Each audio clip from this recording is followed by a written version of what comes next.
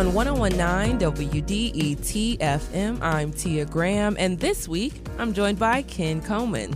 Ken is a longtime journalist and historian in the city of Detroit. Ken, welcome to the co-hosting chair on the Metro. I know, this is cool. This is my, hopefully my inaugural voyage, and maybe there'll be others if y'all don't throw me out of here before now on Friday.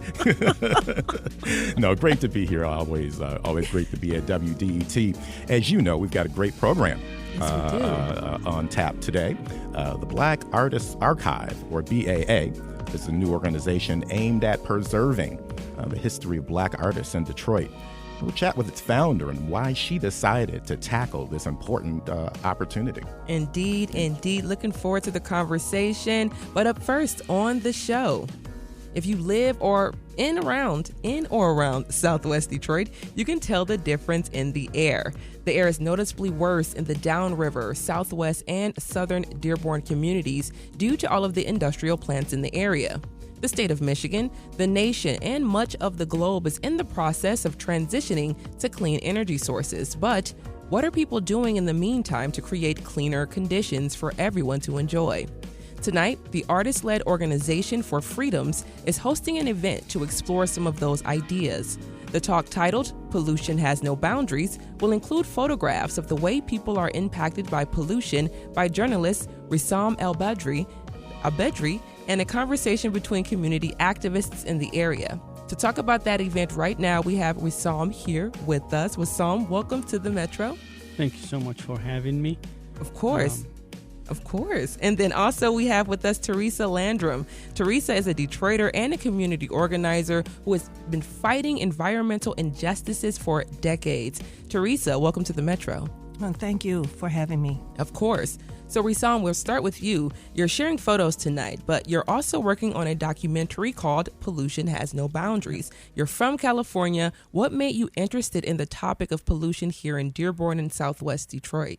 Well, I want to make a small correction. The town hall tonight is called Pollution. The town hall is called Pollution Has No Boundaries, and that's a term coined by Teresa Landrum. That the reason is that I've interviewed people and I photographed Teresa behind this, so she's the person who coined that term. My documentary will not be titled that. We're still working on the name, but the event tonight is held by. One of the main speakers will be there is with me today, Teresa Landrum, and she's basically the main person, my contact point person that when I started this project in Southwest Detroit, because her decades of work.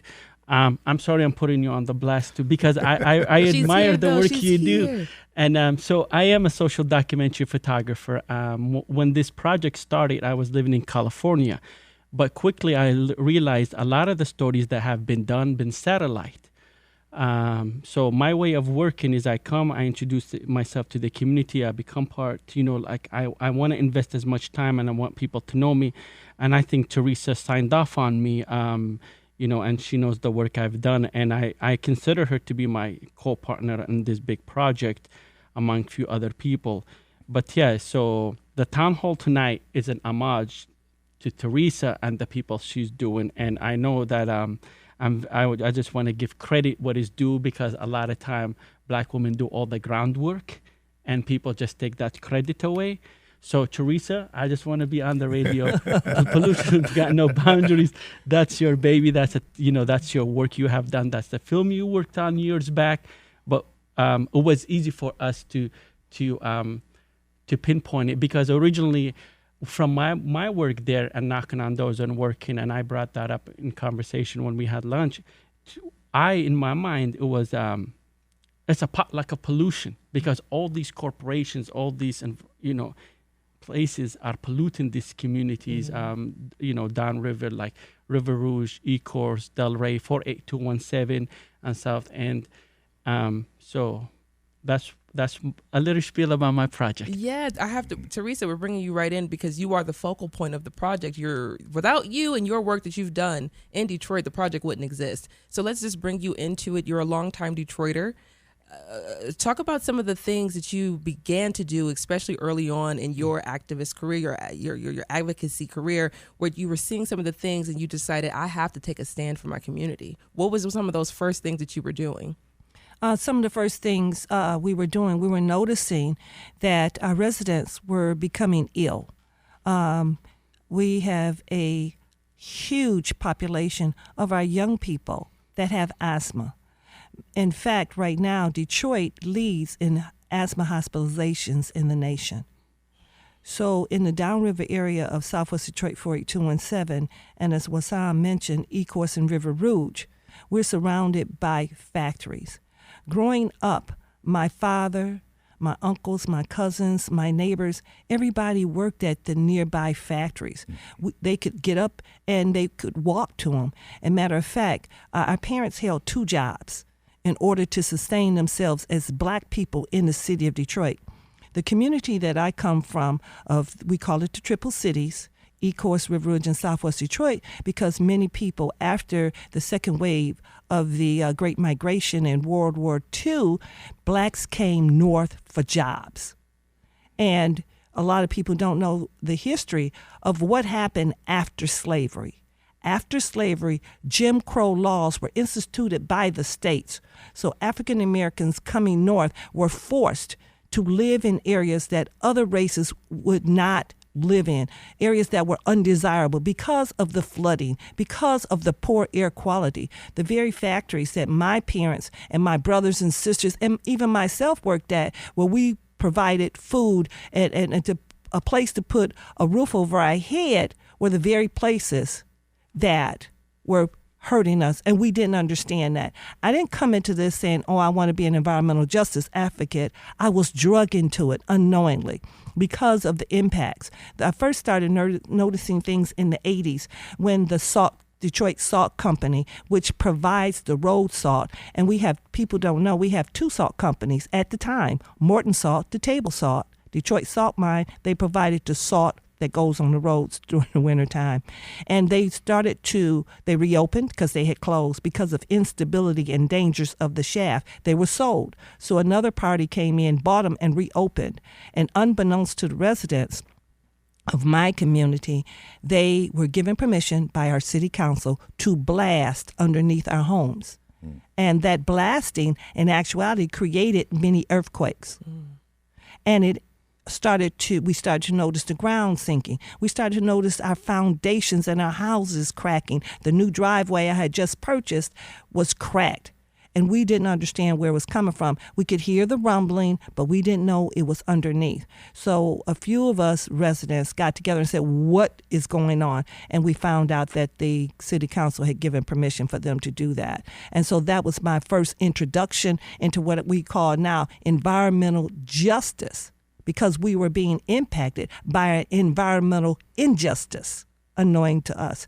And so we advocated to the city council to rescind the contract. They did not rescind the contract. What they did, they worked with the salt company, and the salt company changed the direction. In fact, we had a major victory. The salt company also changed the method of excavating salt.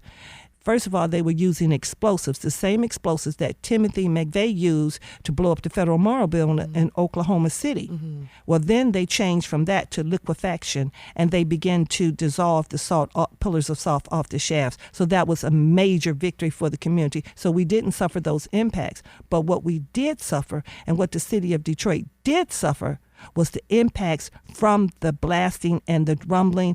It impacted our antiquated water system. So on every corner, we saw water mains breaking, and every day we would see the water trucks there. So that's an environmental impact, and people does not understand that. Yeah. Our environment is not just the air, the land, and the water. It's the environment that we live in and the things that impact us on a daily basis. So that's how I got my first introduction. So it wasn't I made this a career. In fact, I was here at Wayne State University back in the day, going to school in Journalism Institute for Minorities to get an education. It just kind of, like most people who live in areas that are industrial, high industrial, or even just an area that you may see high pollution or whatever you may see in that particular area, those people tend to be turned into advocates. They turn into to new folks in that particular space because they had no choice to, because they were forced to do it. So, bringing you back into the conversation, we saw For Freedoms is an artist-led organization that does political work. What do you think of the role of artists art and politics, because we're listening to this conversation right now. You listen to Teresa. You've been working with Teresa on the ground. You see the work that she has been doing in the community. So how do you see your work as an artist, as bringing in film and photos and telling these stories connected to Teresa's work? Well, artists, journalists have an obligation to do the right thing. The more I learned about it, like the topics that Teresa brought up, or the pollution, right? Like, is not one. When I worked on certain areas, it's one, it's either air or it's water. Yeah. Southwest Detroit, it's multiple things. So I think as an artist, I had to learn to process all of that. Like, how do I get to tell a story? Yeah. And I think one of the ways of telling the stories, I wanted to paint a portrait of the people from there. I spent a lot of time trying to make the best portraits. And also there's a lot of heartbreaking and pain and difficult portraits of people, of Miss Crawford Hill. I did the best beautiful portrait I can of her, but also her stomach is paralyzed due to the pollution and like she's hospitalization. So I think sometimes artists need to take a stronger stand. I think it's tricky in these days because then you become an artist activist and then you get pushed away.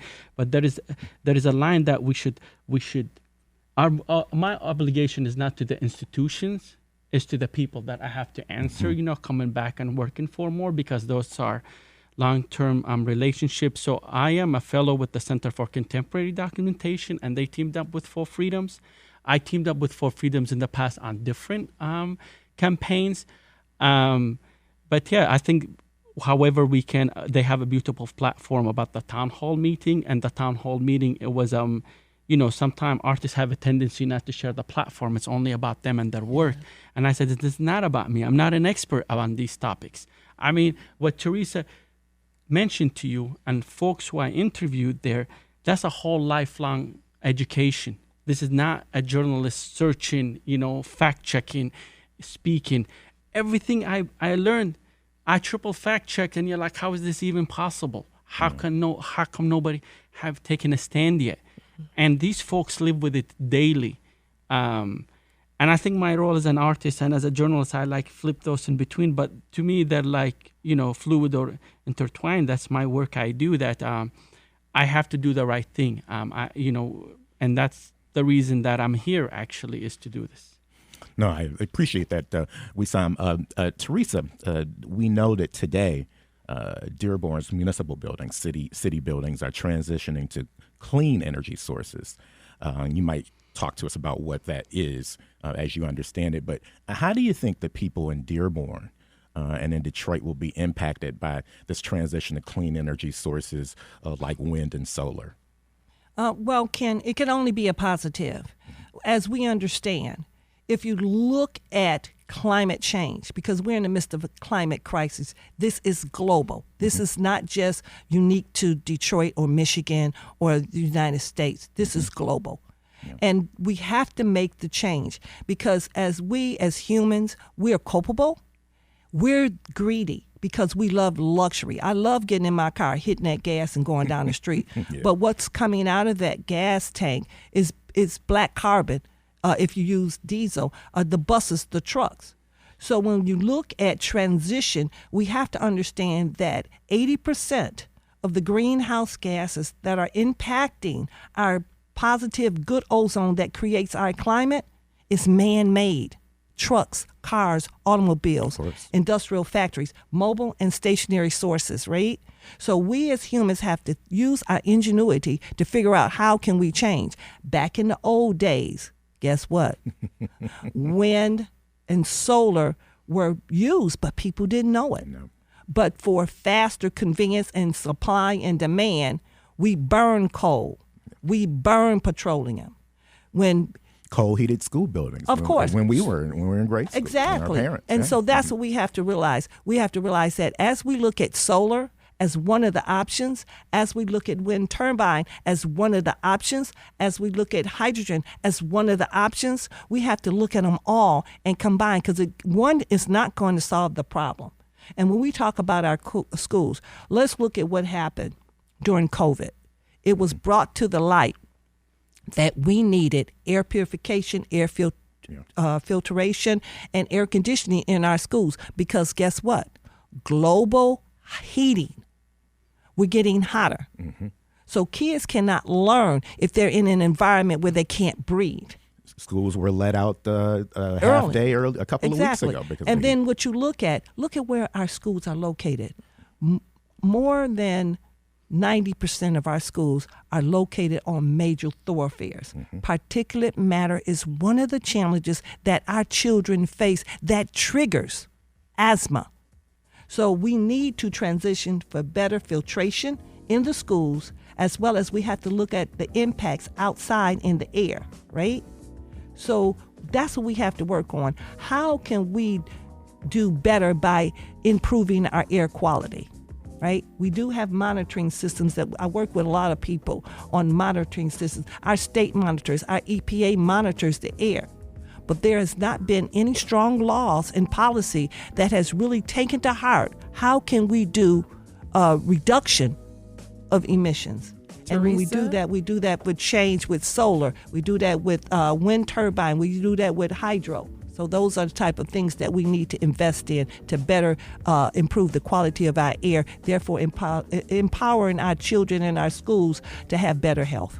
All I have to say is, Teresa, they're going to remember your name on this show because you're going to be back, because we have to have a longer conversation about everything that you have just discussed with us. Of course, Teresa Landrum, is a long-time environmental activist here in the city of Detroit, has been fighting environmental injustices for decades, community organizer as well. Teresa, thank you so much for joining us on the Metro. Thank you. And then we also have Wissam El Badri here. He is a documentary filmmaker and a journalist. And I just want to say thank you as well for being here on the Metro. Thank you so much for having us. Thank you. Of course. You can catch the event Exploring Pollution in Southwest Detroit and Dearborn at the auditorium of Salina Intermediate School in Dearborn. That is tonight from 6 to 8 p.m. Once again, thank you both so much for being here with us this morning.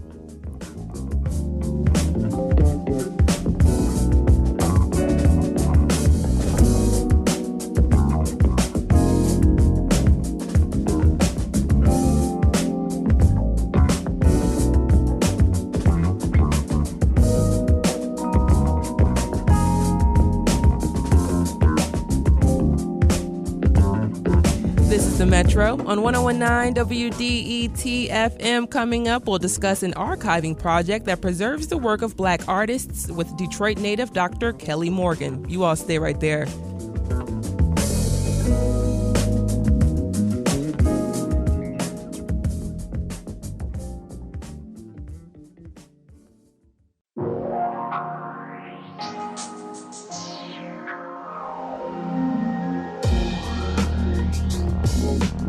This is the Metro on 101.9 WDET FM. I'm Tia Graham here with Detroit journalist and historian Ken Coleman. Ken, how are you? Great to be here. Awesome. That last conversation, honestly, just my mind is still like buzzing, because there's so many different things that are happening with our climate change, not just in Detroit, but globally, and just to see Teresa on the ground fighting for decades. Well, Teresa and I started out as young journalists here at Wayne State University, and I followed her over the years. And this activism, I'm so proud of, and we all are. Yes, it's so amazing. I love to see that you have a peer that you've grown with and watch them just continue to fight for people in the city of Detroit. But as we're continuing to fight for people in the city of Detroit, art is one of the oldest forms of storytelling. But a lot of Black stories get overlooked, particularly in Detroit. Recently, the work of Detroit artist Leroy Foster was unearthed and put on display at the Cranbrook Art Museum after teachers refused his pieces at the old Castec High School. But what happens to the many stories of artists that go unnoticed? Who's charged with preserving artwork in the first place? And who gets to say what's worth saving? The Black Artists Archive aims to ensure all people's stories are preserved. The Detroit-based initiative fosters creativity, exhibitions, learning, and the preservation of Black art, history, and visual culture. Dr. Kelli Morgan is a curator, educator, and activist, and the founder of the Black Artists Archive. And she's here with us right now to discuss that work. Dr. Morgan, welcome to the Metro. Thanks, Tia. It's great to be here. Of course. Number one, I love your glasses. Thank you. You're welcome. Number two, you're a Detroit native. What part? West Side. Joy Road. Yeah. Joy and Southfield. Okay. Yes. Right. Yeah, so this is how we represent on the show. So What is the Black Artist Archive? Why did you see a need for it? It was really a kind of culmination for me of like all of the different hats that I've worn over my career.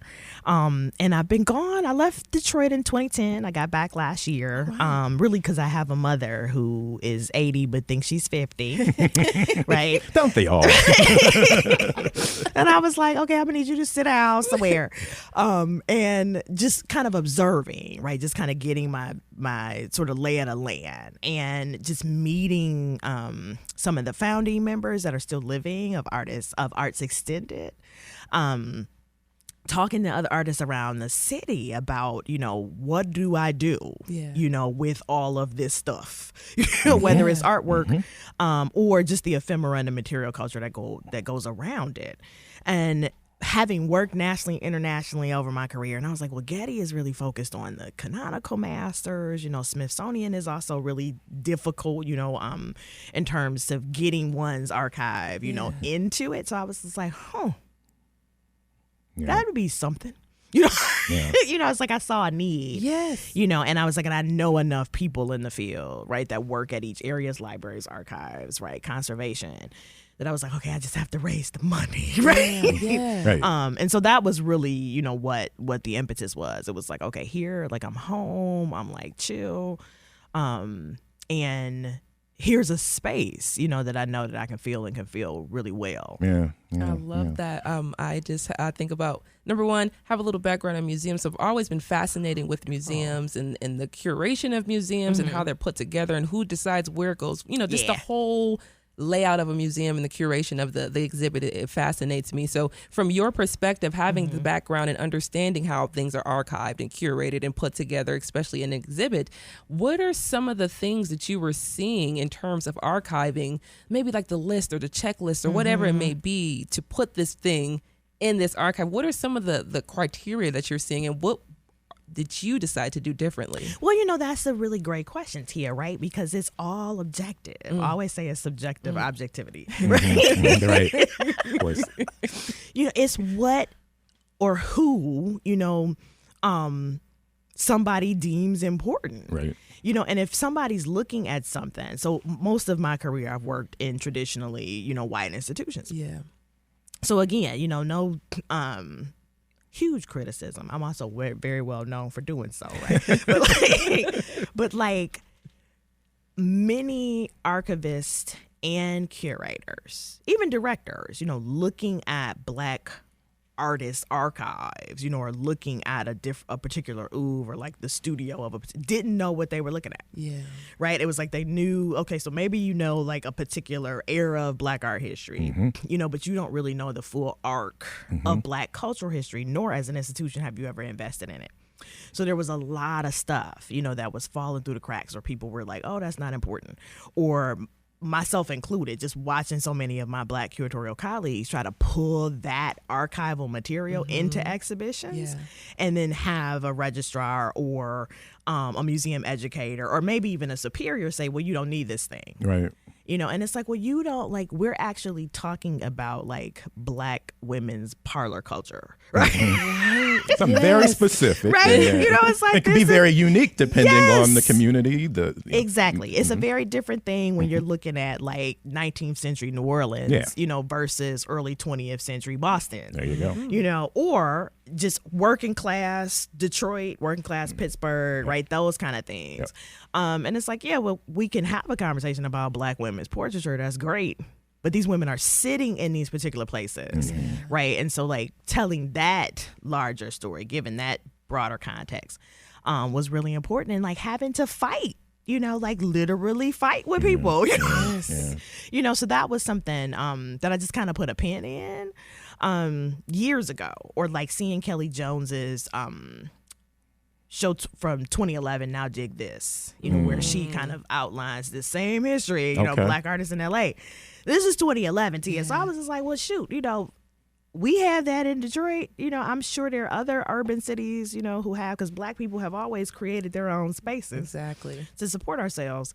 And so that was another like place that Bi kind of grew out of, where it was like the Kelly's show was so groundbreaking. And I was like, and there are how many other like thousands of stories like this. And right now, if you're joining us on the Metro, we're speaking with Dr. Kelli Morgan. She runs the Black Artist Archive, and we're just talking a little bit about the archive, the initiative, and being from the city of Detroit, you've been able to you've been back for about a year now. Yes. So you've been able to see what's going on, the lay of the land, especially when we talk about art and culture in the city. It's thriving. Yes. It's not just surviving, it's thriving right now, and we're really starting to see a lot of interest and work going into building this creative space here in the city of Detroit. So number one, being back, with all the experience that you have, what are you seeing that you love about the city's art scene right now? Oh, the diversity. Yeah. Oh, okay. Right. Yeah. So like the diversity of I didn't get a chance to go because I had a cluster headache on Saturday, so I was like, boom. But Sam and Trotter over at Someday, right? Just the way that it's like a cafe, but it's an art gallery. To see, what.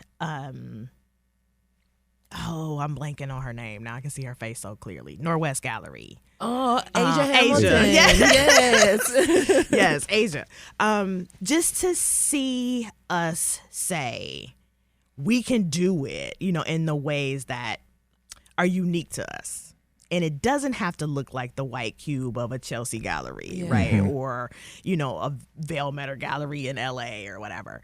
That it can be grassroots, that it can actually provide, right, a tangible usage, or like a tangible outcome for people, where it's not just this sort of like exchange, commodification or like capitalistic exchange. It becomes a place. That's something that I think is so wholesome, about the D. Yes. Right. Where we're so much about taking care of us. Right. I hear you, Dr. Morgan. Hey, how do you plan, Dr. Morgan, how do you plan to collect and connect the art from across the country? I know we, as Detroiters, we are very parochial about Detroit, but I imagine that obviously there's an effort to Oh, yeah. So talk to us a little bit about that in a few moments we have left. Sure. There are several people, it's not just me. Sure. There are several people, around the country who are doing similar work. Because the field is kind of as small as it is, it's like we all know each other, too. So like, for instance, 3 degrees of separation as opposed to 6. Like later on today, I'm doing an IG Live on my IG page with Dr. Stephanie Sparlin Williams, who's the Mellon Curator of American Art in Brooklyn. And she has just reinstalled that collection. I think it's going to be like such a game changer because it's a historic American collection that she's reinterpreted all through Black women's or Black feminist frameworks, right? It's so dope. So part of it is that, right? It's like finding what that connecting thread is, and then drawing the line, in between. Connecting the dots, if you will, and just, it's a great process. So I know we're getting ready to close out, but now what is some of the work that you've recently curated? Either in connection with BA or maybe independently. Recently, the most recent, I did the Audacity to Thrive show of Adrienne Wahi's work at the Wright Museum. Okay. Yeah. That was the most recent, which was so cool because people could come in and again see themselves, in photography. Adrienne's work is just amazing. It was her first, museum show because she's done a lot of like fashion photography, street photography, photo editing kind of thing. So this was her first time like actually showing it as a visual artist. So that was really cool. That is really cool. And we have been chatting with Dr. Kelli Morgan, curator, educator, and activist, as well the founder of Black Artist Archive. Now, before we let you go, do you have anything happening, any events soon, anything that we should know about or anywhere we should know to follow you? Yes. We are in the throes of fundraising. We know about that here. Yeah. Yes. So I need all of the collection plates all right. to get our programming off the ground. So you can follow us at BAA Detroit. That's Facebook, LinkedIn, as well as Instagram. My Instagram handle is at These Museum Streets. All right. I have my T-shirts now. And then to help us, to put something in the collection plate, you can go to givebutter.com/BASEED. So BAASEED. Awesome stuff. All right. That is Dr. Kelli Morgan, curator, educator, and activist. She is also the founder of the Black Artist Archive. Thank you so much for joining us on the Metro. I know we'll chat with you soon. Yes, thank you for having me. Of course. This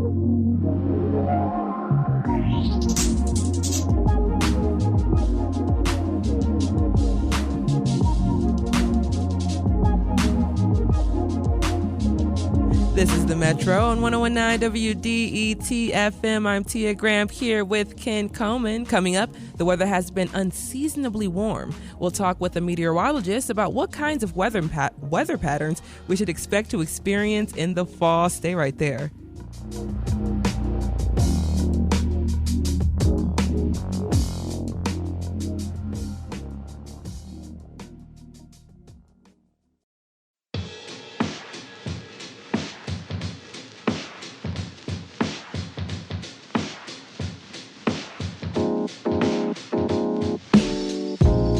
It's the Metro on 101.9 WDET FM. I'm Tia Graham here with journalist and historian Ken Coleman. And having a great time on this broadcast.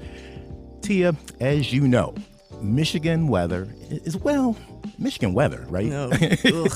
Some of everything. It's been great for the last few days. And because of climate change, this season has also been unusually warm. Yeah, no doubt about that. Don't know whether to open those windows, keep the air on, or go get the sweaters. Flip-flops. Yeah, absolutely. So what kind of weather pattern should we expect for this fall? Paul Gross, a meteorologist on WDIV Local 4 for almost 40 years, is a man who knows a lot about weather. He retired last year, but hasn't put the Doppler down. He's still working with it. He's here now to discuss weather in Michigan. Paul Gross, welcome to the Metro. Hey, how are you guys? Doing great, well. Doing great. We're trying to figure out this weather situation, though, but and we're glad for you to spend some time with us and talk about that. You know, we talked about it's been pretty warm in a lot of the last several weeks. Paul, how atypical is the fall season so far, at least in metropolitan Detroit? Well, it's certainly been not typical, that's for sure. I mean, we had the stretch of days in September, and it was absolutely remarkable. I mean, it's just one of those, stretches that we had 14 consecutive days at or above 80 degrees. Wow. And I went back and I actually checked a database, and we have records that technically we have records in the area that go back to 1870, but in terms of this database, it only went back to 1934 at Detroit City Airport. Wow. And the previous longest streak, at least back to 1934, the previous longest streak of consecutive 80-degree days in September was 10. And we blew that out of the water with 14 this month. So that's not common. That's very unusual. So, we're in the first handful of days of fall, at least in a technical sense. Yes. When can we expect, or at least just kind of looking forward through the forecasting, when can we expect temperatures to begin to drop? Yeah, we're going to actually see something later this week, and we're going to be dropping back into highs in the 60s, which is much more typical for this time of year. And so I'm not seeing anything real extreme from a cold standpoint as we move into the short term into the fall. But I think, and I think we might even actually average a little bit above average as we get into the first part of fall. But as we get into the winter, I think we're going to see a bit of a transition, and we're going to, I guess we'll call it get into a roller coaster, and I think we're going to have a lot more big swings back and forth as we get into the winter. So I think we're going to kind of lose this trend of mostly above average temperatures and get into more of a roller coaster as we get into winter, much more than normal. So just get ready to fasten your seatbelts. Oh boy! Well, listen, we got to talk about Hurricane Helene and its effect in the southern part of the country and in the middle of hurricane season. A lot of people don't know we're still technically in that season. Talk about the dramatic weather that Helene has brought about, and how does it relate to Michigan? I imagine maybe some of the rain and wind that we've seen in the last couple of days might be remnants of Helene. Yeah, that moisture came inland, and it dumped a boatload of rain. I mean, it was biblical rainfall in parts of the Carolinas and parts of Tennessee and Kentucky and areas down there. And the moisture kept coming north, but it was also running into some drier air that was over the Great Lakes. So, yes, we got the moisture from the hurricane over the weekend. But the farther north you went in Michigan, in fact, northern Michigan, they had a beautiful weekend with lots of sunshine. And so that moisture did make it across the state line, and that was the cloud cover and that was the rain that we had over the weekend. That was remnants from the hurricane. Now, obviously, it wasn't a hurricane when it hit us, but we have had storms in the past. We've had hurricanes in the past. Back in the early 40s, we had a hurricane that hit in Texas, and it came all the way up to Michigan. Now, it wasn't a hurricane when it got here, but it was still a very strong area of low pressure. That low pressure area actually generated a hurricane-force wind gust in downtown Detroit. So we can get the remnants of these storms rather significantly, but it's just not as common. Right. If you're just joining us on the Metro, we're speaking with Paul Gross, and you know that voice, former meteorologist at WDIV for almost 40 years. We've only got a couple moments left, Paul, but I wanted to tie this conversation around Helene with some of the weather that we've seen in recent days. I know it's affected Major League Baseball. The Tigers, as we know, will be playing in the American League Wild Card Series beginning tomorrow in Houston, Texas. What's Houston going to look like for the next couple of days? Well, Houston's going to be sunny and low to mid-90s for the series. Now, the thing to remember is that they have a retractable dome on their stadium down there. So if they deem it to be too hot and steamy, and remember, we've got the early games. We're playing the afternoon games. So if they're going to deem it too hot and steamy, they'll close that roof. Or maybe they'll leave it. I don't know what they're going to do with the roof, because if it's just hot, do they close it? I don't know. Yeah. But in terms of just if you're going down there, and I wish I was, it's sunny and low to mid-90s. Yeah. All right. Well, Paul Gross, most certainly former meteorologist at WDIV.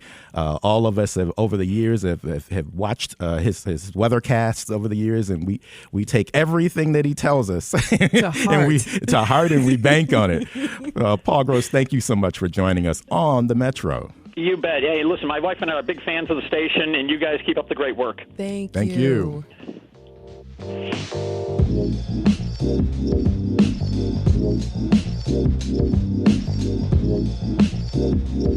This is the Metro on 101.9 WDET FM. And Ken, we did a little bit of both just now. We talked a little bit about weather. We talked a little bit about sports. Yeah. I'm excited about one of them. Okay.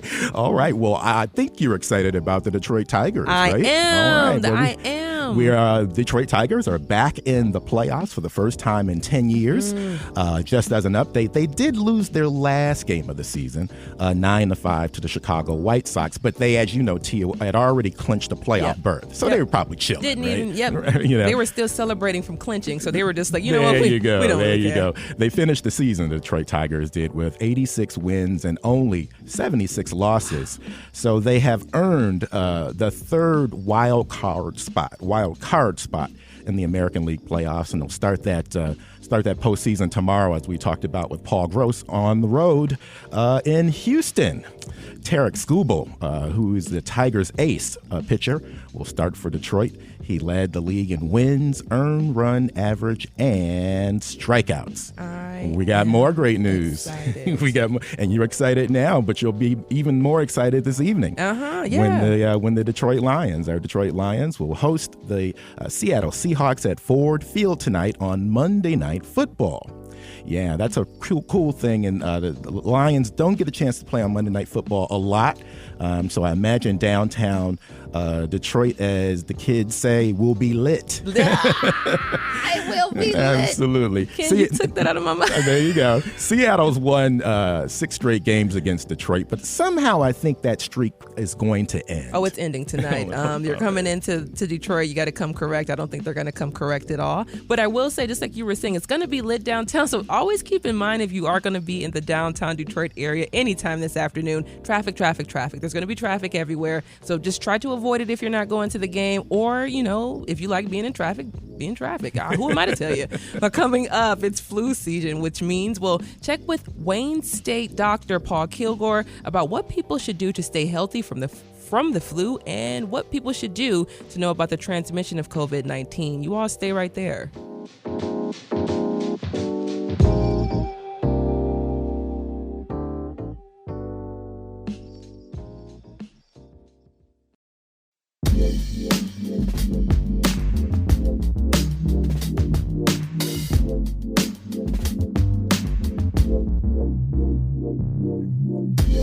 This is the Metro on 1019 WDET FM. I'm Tia Graham here with Ken Coleman. Great to be here, Tia. Now, it's now been a few years since the height of the COVID pandemic, and while cases are going around in parts of the Midwest, it's hard to know by how much since Michigan and other states no longer track the virus. What's more, except for immunocompromised individuals, COVID is a lot less deadly now. And that means that as we enter into flu season, we have a lot of questions. How important is that we get a flu shot as well as a COVID booster together? How much can the booster protect us from the worst of COVID? And what if we should get a booster or not, and if it's time to get one? To talk with us about these things and more, we're joined by Dr. Paul Kilgore. He is the Director of Research in the Department of Pharmacy Practice and is the co-director of the Center for Emergent and Infectious Diseases at Wayne State University. Dr. Kilgore, welcome to the Metro. Good morning, Tia. How are you today? Doing really well. We have Ken Coleman here with us as well. Good morning, Dr. Kilgore. Yeah. This timing of this is incredible. In fact, I am scheduled early this evening to have a COVID booster and a flu shot. And so I was talking with our production team and Tia this morning about it. I said, boy, this is coincidental. Tell me something. How bad is COVID spreading around Michigan right now? And what do we know about its transmission? That's a great question, Ken. One thing I will tell you is your timing for getting your vaccines is absolutely perfect. And the reason I say that is, you hit it right on. In fact, I got mine, both COVID and flu, last Wednesday. So okay. Right. I think you're doing absolutely the right thing. And the reason I say that is that when we have low levels of COVID, the first thing to know is that absolutely it's spreading. Absolutely it's out in the population. The second thing to know is that there is a new strain out there. Okay. And this strain has been evolving over the past several months. And it's one thing you can actually kind of hang your head on is the KP.3.1.1 strain. And this strain is really good. It's a sneaky virus, and it's very good at passing from one person to another.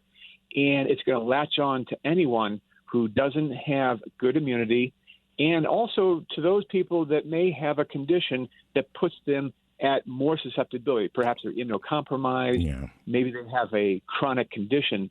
But it is out there, it's spreading, and it's getting ready to kind of break out. And the reason I say that is we can predict that as the cold weather comes about, we're going to start to see not only COVID and SARS coronavirus 2 spreading, but we will see the flu virus spreading as well. Yeah. So that's the reason why getting both flu vaccine and COVID-19 vaccine in the next few weeks is going to be a really great thing for everyone. Understood. That makes a lot of sense, Dr. Kilgore. So let me just ask you. So there is as you said, there is a new strand that'll be with us through the fall and through the winter months, or does it really have a time life in terms of? Yeah, one of the things about this virus is that it's constantly changing, and it's gotten so good at infecting us, and the reason it does that is it wants to escape the antibodies that we make against the virus. So it's able to do that very, very quickly. But here's the good news. The vaccine that we have right now will actually cover the Omicron lineages, the Omicron strains that are out there, meaning that when you get vaccinated, you'll be protected against the strains that are out there now and maybe some that evolve in the next several months. Yeah. I imagine, Dr. Kilgore, there are a lot of us who believe we're in fairly good health. And you say, it's been 3 or 4 years or 2 or 3 years since the height of COVID-19. How important is it for people to get a booster, even if they feel like they're in great health? That's another great question. And the reason it's great because when we talk about immunity and protection and predicting who's going to get sick and who's not, it's very difficult to know. I know firsthand some very healthy people who have gotten very severe COVID.